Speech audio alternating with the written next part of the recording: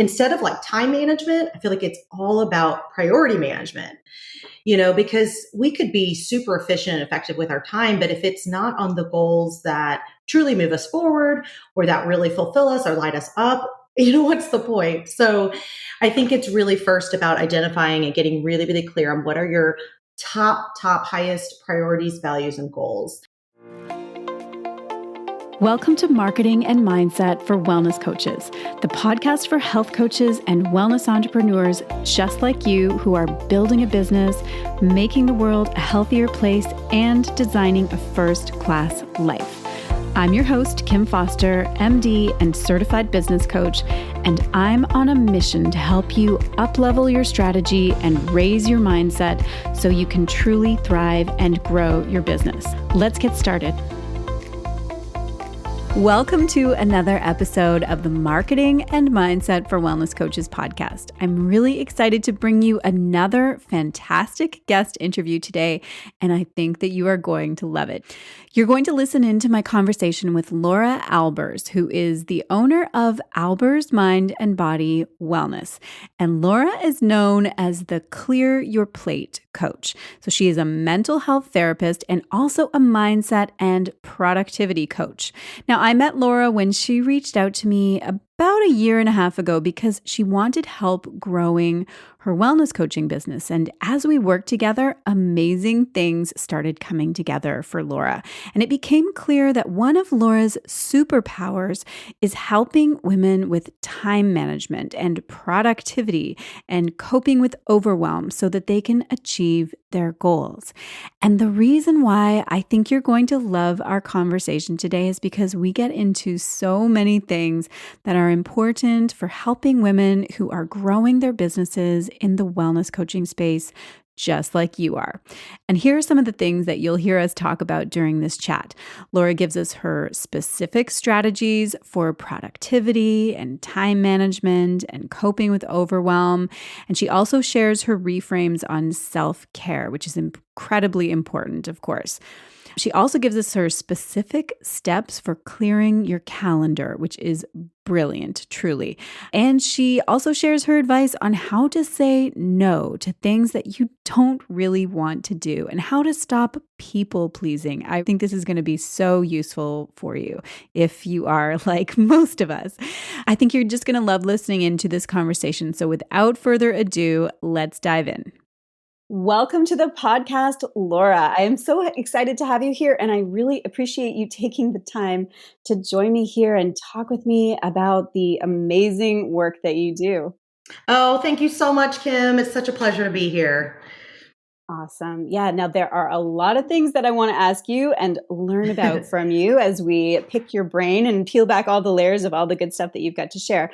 But to get us started, I would love if you could just tell us a bit about your story. For listeners who are new to you, just give us a bit of background about you and what brought you to this point in terms of the work that you're doing now. Yes. Well, I feel like both of I kind of had like two pivots sort of in I'd say my life, but really professional career as well. And both of them have been as a result of chronic stress. So just to kind of a little bit of a background. So I'm a mental health therapist. I've been doing that for about 18 years. And as a therapist, I had gotten a promotion. And as I imagine that you can attest to, like, whenever you get a promotion, it's great, but it comes with a lot more work, a lot more responsibilities. And so basically I was working a lot more hours. And it wasn't long before kind of that chronic stress really began to take a toll. So, I started experiencing lots of different health issues and then stuff kind of got really weird, like beyond your sort of quote run of the mill, fatigue and insomnia and things like that. So I started experiencing really significant health issues and symptoms. And so that sort of led me along the path of functional medicine because I really wasn't getting the answers that I was looking for or needing at that time. And so eventually I was diagnosed with 3 autoimmune disorders. So as you can imagine, kind of a scary time. And so that sort of kind of caused me, or actually I like to say really forced me to kind of look at, okay, I've got to do something different. So long story short, I ended up quitting that job. It was a difficult decision, but I knew it was the best thing, and really began this journey of wellness. And that led me to wellness coaching. And so I became a certified and then later a master certified wellness coach. And I loved it, just learning about self-care and really starting to implement that in my own life and just seeing the huge transformation that that made. I knew I had to share this, right? Like I knew I've got to share this with other people. So that really led me to open my own business, which is Albers Mind and Body Wellness. And I was in heaven for a while. Like it was fantastic. But then it shortly after that, I was kind of seeing, okay, I'm working more hours. And because it was a new business, I really wasn't having much of an income just yet. So, I thought to myself, I'm working more hours than I was even before. And I'm making less income. So, something's really not working out quite right here. So I know that we may get into this in our conversation a little bit, but that's really where I realized I need to get some help. And this was kind of the first time I really invested in my business. And you, Kim, were such a huge piece to all of that. So just for your audience to know, Kim and I worked together, personally, privately, and then in her group program. And that was a game changer for me. So that really led, the stress that I'd been under at that point really led me to, just a lot of different things, like gain clarity on my niche, really get clear on my systems and my programs and my messaging and all of those things. And it was like a light switch went off and, I couldn't devour enough, business, marketing, productivity, sales, like online business, all of that stuff. So then I decided, oh my gosh, like I have such a passion for this. So now that's really where that's my passion. My mission is to really help, female health and wellness coaches with their mindset, their productivity and business coaching so that they don't really have to suffer the way that I did and experience kind of that burnout and that stressed out and sort of the lackluster results that I was experiencing at that time. So here I am now, and it's just an honor to be here too, just to kind of give back to you in the way that you've really given, so much to me. So yeah, that's kind of a story in a little nutshell. That's awesome. Yeah, what a great story. I mean, I love that whole journey. Of course, I know that journey very well. I've Yes. watched that whole evolution of yours. But yeah, it's and exactly what you said. That burnout, like that hustle, the grind, like Mm-hmm. it's so unnecessary, really, right? Like Mm-hmm. it's just. I mean, Yes. we seem to think, there's just sort of this thing out there that's just part of it, and I Mm-hmm. personally don't believe that it has to be. And I love that that's your mission now, is to help people sidestep that and just avoid that because you experienced it and it Yes. was not a good thing. Yes, absolutely. I love talking about like building a successful business that also maintains your self-care and your sanity. That's so important.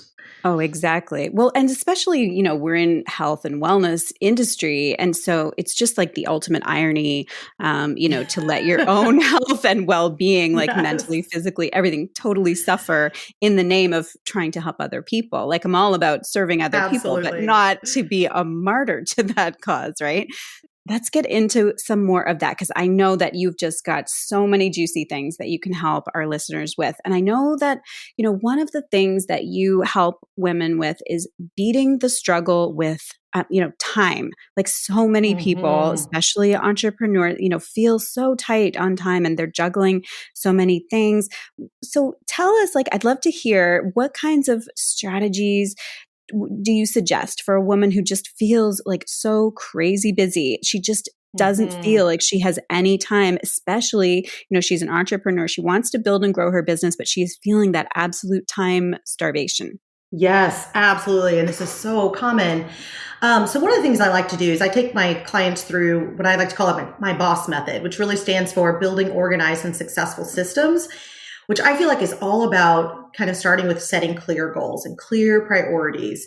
And then, of course, how do you stay on top of those goals and then stay out of overwhelm? Obviously, that's what we're going to be, kind of diving into. But I think it first starts with, instead of like time management, I feel like it's all about priority management, because we could be super efficient and effective with our time, but if it's not on the goals that truly move us forward or that really fulfill us or light us up, like, what's the point? Mm. So I think it's really first about identifying and getting really, really clear on what are your top highest priorities, values, and goals.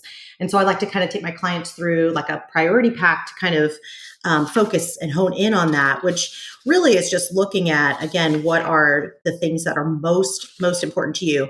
So for me, and I think really for your audience who are entrepreneurs, I like to set 3 goals, and 2 of them are business goals.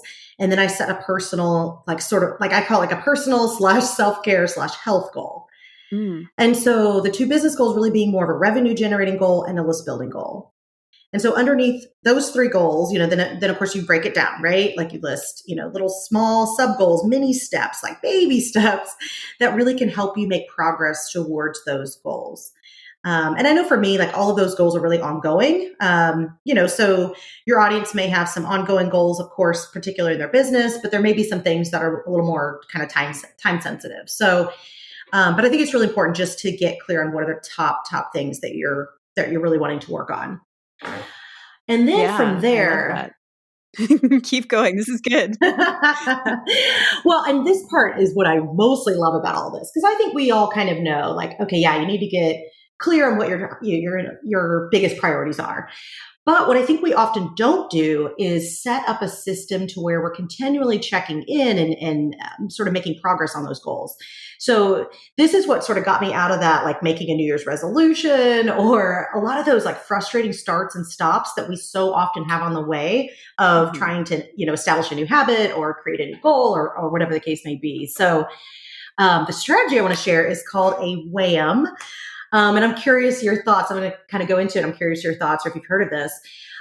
So a WHAM it stands for a weekly accountability meeting.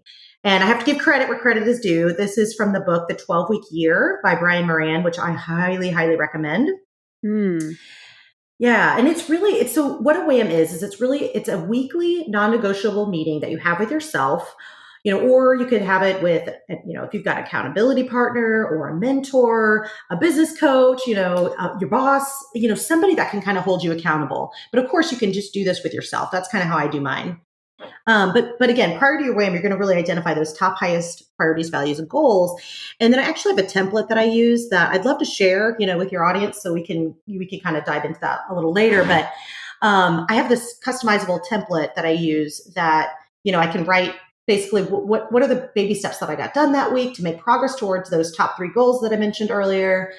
And then you can also give yourself kind of an accountability score, like an overall score there. Now, Kim, I want to be clear on the score there, because I don't want anyone listening to think like, oh, that, I'm going to be really critical of myself, or, it's not a time to be judgmental or, to criticize yourself to death. It's truly a time to look at, okay, what went well and celebrate that. That's important, to celebrate those small victories along the way.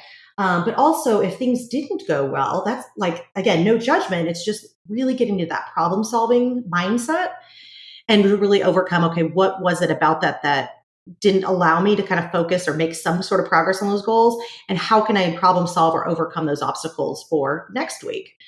That way we're not waiting, months go down the line or even a whole another year goes by. And it's like, oh yeah, whatever happened to those goals that I had sort of set out in January?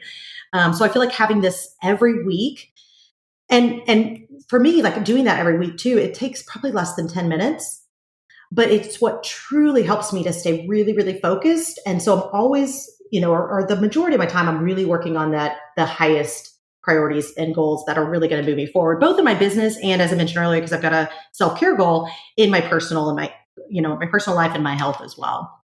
I love that. I love that whole framework that you just gave. That's some good stuff. I love how, absolutely. I can see how, giving yourself a score might feel like, you're opening yourself up to, self-loathing, but really it's exactly what you said. Like it's an opportunity to course correct. Like, how can you know if you're on target and if you're staying on plan with what you are aiming to get to, unless you, assess all the way along the way, and doing this like every single week rather than, like you said, New Year's resolutions once a year, set some goals and then, cross your fingers, hope for the best and take stock in a full year from now. And, guess what? Right. None of it's happened. Right. So yeah, that's Exactly. awesome. I love that. We will definitely link the book that you mentioned, the 12-week year. I have heard of that. I have not read it. So I'm going to have to put that on my list.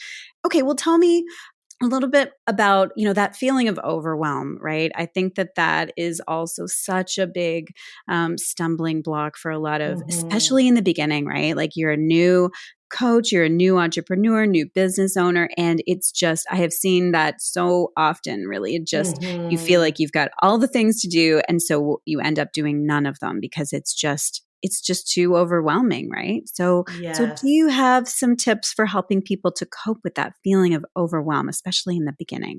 Well, and I think, so much of this is like emotional self-care and ways to kind of take care of actually that energy that you feel when you're feeling overwhelmed. But then I also think it's also going back to like strategies and your focus. So I think there's definitely sort of attacking it, if you will, from multiple angles.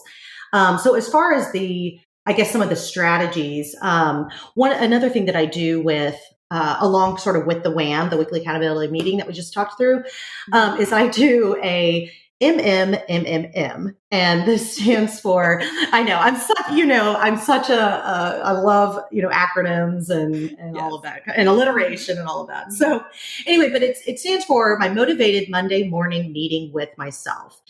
And this is just something I kind of, created for myself, because what would happen is, and I don't know if I would love to hear if your audience can relate to this, or if you've been here too, Kim. It's like, I used to have a case of the Sundays or the Monday mornings even, where it's like, you start to almost kind of dread, like, we're starting another week and it's going to be a long week, or I've got so much to do, kind of that overwhelm that you were, definitely referring to a second ago.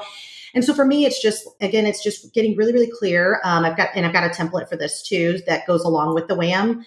But it's the standing meeting that I have with myself first thing every Monday morning. And full disclosure, sometimes I do this on Sundays. So find what works, best for you. But basically I just write out the 3 goals I'm going to rock this week. And they're smaller goals than kind of those bigger overarching goals. And then I go through each day and just write out my top few tasks that are of highest priorities. So for me, like, this is how I know exactly what to be working on every day. And I don't waste, that precious time and energy trying to figure that out, trying to find files or folders or get the reports I need. Like, I have everything ready to go for the week.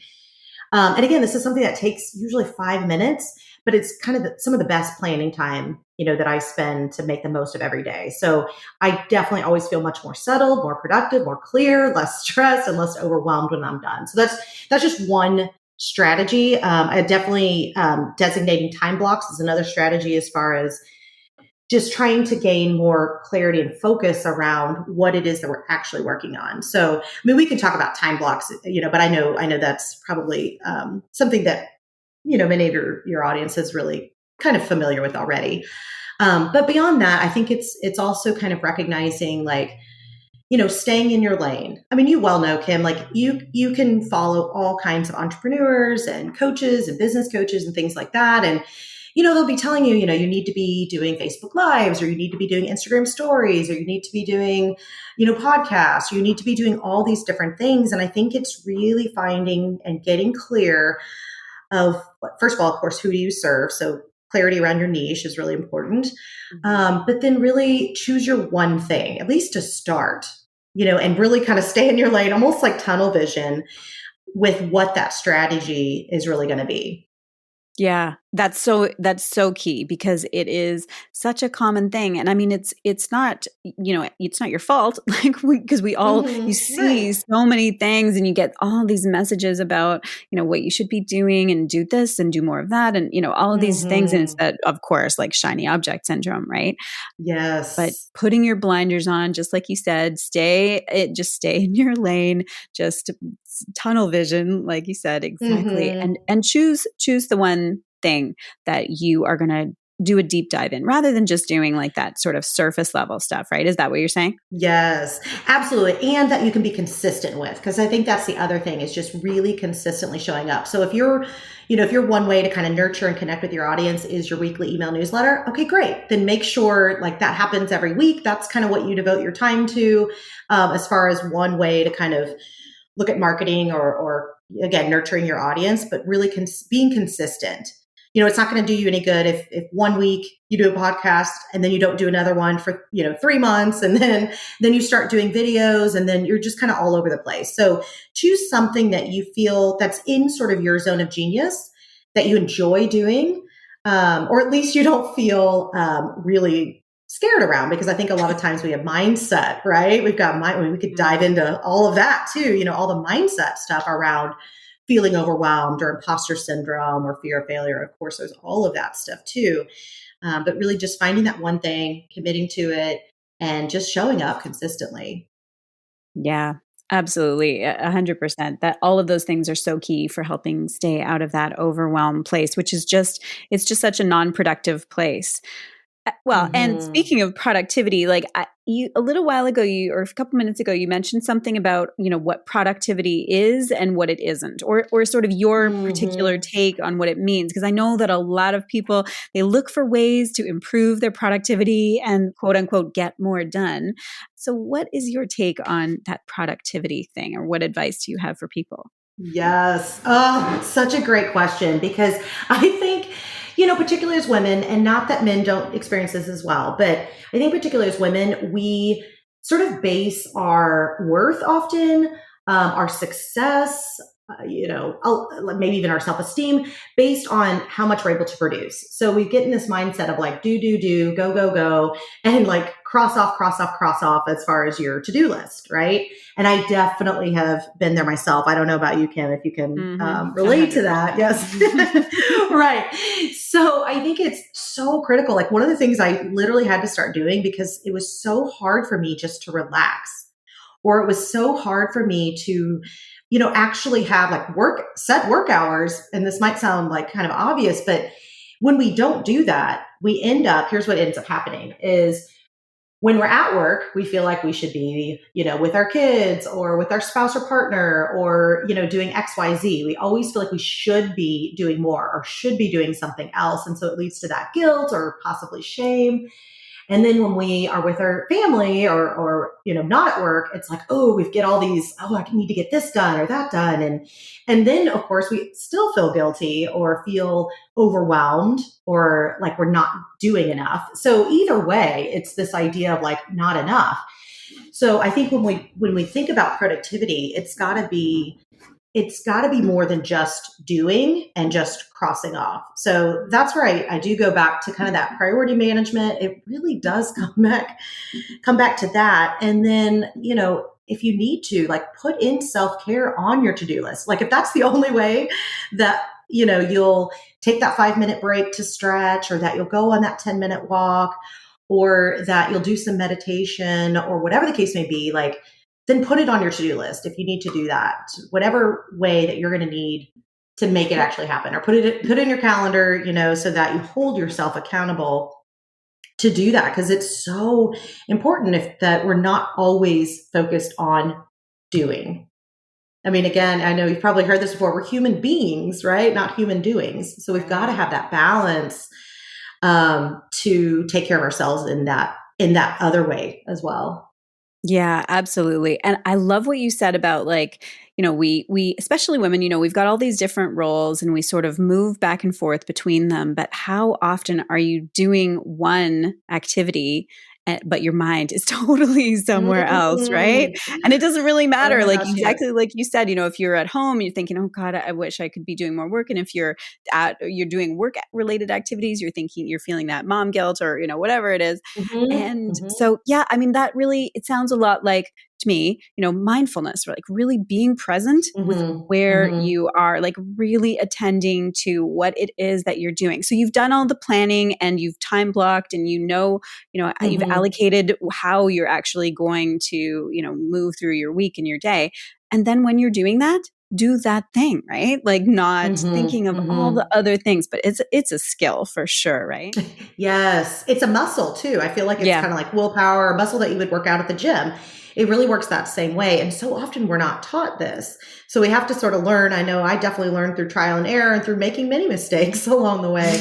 But the other thing is finding what really works for you, because what works maybe for me, or what I view as self-care, or what I view as relaxing or enjoyable or fulfilling, may not be that for you or for someone else. So, I mentioned staying in your lane earlier, but I think it applies to this as well, is really defining self-care as whatever that means to you. So if you're not really a meditator, okay, then move on to something else. Right. I'd love to also just share the shift with self-care that I think is really important, because I think, most self-care programs out there, or advice or books or resources, really talk about adding more, right? Like, you should meditate, every day, or journal, or, get 30 minutes of exercise, or whatever the case may be. And, that stuff is fantastic, right? I mean, we both totally are in favor of that, right? Yeah. But when you're already feeling really overwhelmed, or you're already on the verge of burnout, it still feels like you're adding more, right? Very So, true. and that's where I think self-care, like, I love to help my clients first start with clearing. Like, to me, that's what self-care means, is clearing. It's not adding.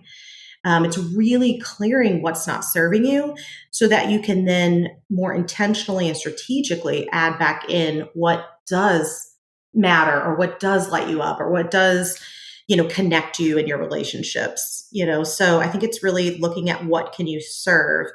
And we can definitely talk through that a little bit more. I've got some questions and stuff like that, you can sort of ask yourself. But yeah, I'd love to just kind of check in with you on that idea. I love that idea. That is just such a beautiful reframe. Like it's an act of self-care to take Hmm. things off of your schedule or your to-do list. Like it's an actual act of self-care to clear things away. Hmm. I love that. It's like better, 1,000 times better than a bubble bath, right? Because Those are good too. But yeah, yes, those are exactly. good. But if I can take things off my list and just have a Mhm. clearer slate, oh my God. Okay, so walk us through, how do you decide? We look at our schedules and we're Yeah. like, well, I can't possibly, like everything's important. I Mhm. have to do it all. So Mhm. how do you help people to figure out what can go or be cleared? Or tell us about that. Yes, absolutely. Absolutely. And I just want to say too that we're looking not just at your calendar, your to-do list, but we're also looking at like your thoughts and things like that too. So I'll go into that as well. But basically, I mean, you can kind of start though there with your calendar, your schedule, your commitments, your to-do list.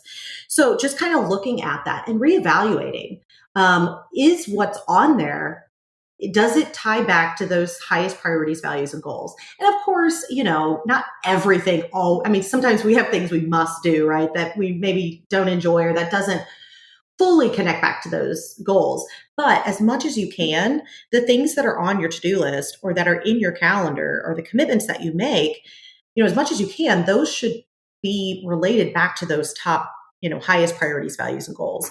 So that's kind of the first thing. And so I would just encourage, your listeners to, maybe take a little bit of time to go through that, especially if it's something that you haven't really done ever, or in a really long time, because of course things change. I mean, if that's definitely, I think, something that we've learned through going through this whole pandemic, is that things change. So it's a great opportunity and a great time, I think, to really go through that and reevaluate. So that's kind of the first thing. I love to help my clients make an absolute no list. And Mm, so this can be like, and I like to make it just like on an index card, or even a post-it note, so you can post it somewhere. But it's basically, what are things that you are no longer going to do or accept in your life? And this could be all kinds of things, but I'll just give a couple of examples. It could even be something as simple as, I'm no longer going to read books that have lost my attention. Like, mm. I'm so surprised how often that one comes up. Right. Yeah, I know. We start a book and it's like, okay, I'm committed now. I have to finish this. I have to get to the end or else. Like I know it's such an interesting Right. thing. Yes. And same thing with shows. I mean, so many of us probably, binge Netflix or whatever. And it's like, if you're not really in it, like, move on. It's totally okay. Like, Yeah, it's totally it's okay to, like, okay. yes, Let yes. it go. Another one I often hear is like, keeping clothes that no longer fit. That's just torturous, or Who needs giving that? that automatic yes to everything or everyone. So, maybe going to work when you're sick or answering your emails all day long, all the time. Like Mm, that, we could talk all day probably just about your absolute no list, but I hope that, some of those examples hopefully kind of will spark some ideas definitely. of what are you no longer going to accept or sort of do in your life? Because by doing that, that naturally then kind of raises what you're willing to spend your time and energy on. So I think Mm. that's really important. Another thing is just who or what do you need to say no to? And then, how can you kind of say no? And so I'll just kind of say a little bit about that piece of the saying no, because I Yeah, like to that's ask tough these two. for people. Yeah, it is. It is. We, tend to want to please people, which is a great thing, right? In general, that's a really great thing. It's just that often it can be at the expense of our own self or what's best, best for everyone sometimes. So I like to ask, on a scale of 1 to 10, how much do I want to do this? First of all, if it's a 9 or 10, generally I'm probably going to say yes. If it's a 1 to 3, and I'd probably rather have a root canal, I'm probably going to say no.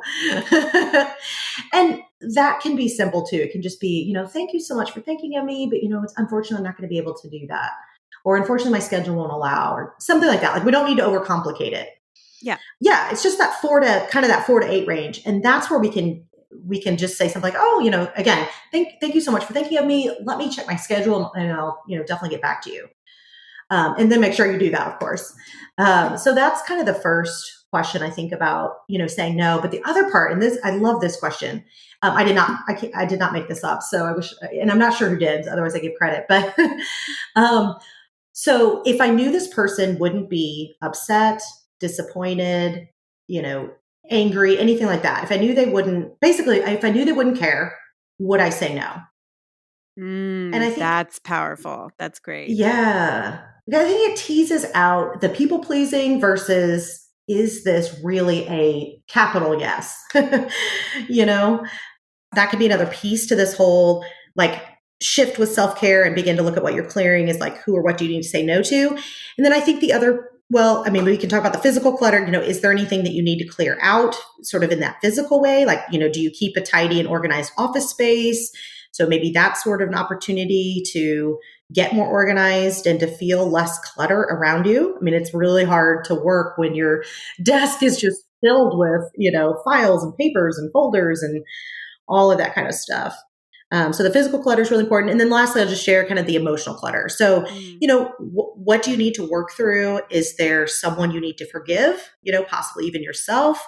What about your thoughts? Like, I feel like we spend so much time and energy in our own heads, doubting ourselves. I call it shitting on yourselves, those should statements. Mhm. Feeling guilt, feeling that we should be doing more, like that imposter syndrome, fear of what others are going to think. Like we just spend so much time in our head. And think about if we were able to cut back even a little bit on some of that time and energy spent, then we can reinvest that more fully and intentionally and strategically with those things that truly matter to us. Absolutely. I mean, it just takes so much energy to be constantly circling in all of those, emotions and dramas and all of that sort of thing. Hmm. So that's a great way of thinking that. Yeah.